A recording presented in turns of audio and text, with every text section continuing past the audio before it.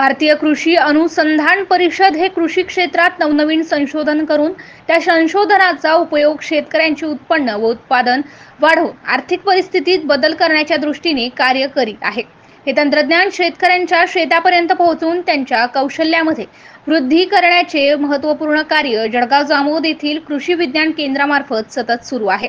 कृषी विज्ञान केंद्रामार्फत राबवण्यात येणाऱ्या कार्यक्रमाचा आढावा घेण्यासाठी भारतीय कृषी अनुसंधान परिषद, केंद्रीय कापूस संशोधन संस्था नागपूर येथील प्रमुख शास्त्रज्ञ डॉक्टर जयंत मिश्रा व शास्त्रज्ञ डॉक्टर शिवाजी ठुंबे यांनी गुरुवार 29 ऑगस्ट 2024 रोजी कृषी विज्ञान केंद्राला भेट दिली आहे। शास्त्रज्ञांनी कृषी विज्ञान केंद्राच्या परिक्षेत्राला भेट देऊन केंद्राच्या सर्व युनिट्स आणि प्रथम रेषीय प्रात्यक्षिकांची पाहणी केली आहे व सुरू असलेल्या उपक्रमाबाबत माहिती घेतली आहे। त्यामध्ये डॉक्टर पंजाबराव देशमुख नैसर्गिक शेती मिशन अंतर्गत नैसर्गिक पद्धतीचा सोयाबीन पिकांमध्ये वापर, पीक संग्रहालय, भरड धान्याचे प्लॉट, नैसर्गिक शेती निविष्ठा निर्मिती प्रात्यक्षिक केंद्र, अजोला युनिट, विशेष कापूस प्रकल्पांतर्गत विविध वाणांची लागवड तसेच दादा लाड तंत्रज्ञान, अतिघन लागवड व घन लागवड पद्धत याबाबतचे प्रयोग, केंद्राकडील अवजारे, बँक, फळबागा प्रक्षेत्रामध्ये सिंचनाची स्वयंचलित यंत्रणा, सीताफळाचे विविध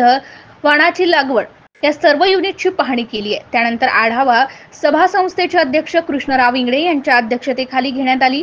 भेटीदरम्यान कृषी विज्ञान केंद्राचे विशेषज्ञ अनिल गाभणे, संजय उमाळे, डॉक्टर विनोद जानोतकर, नितीन तळोकार, शशांक दाते आणि समाधान बगाडे यांनी आपल्या युनिटची माहिती दिली आहे। MCA न्यूज मराठी करिता दिलीप इंगळे, जळगाव।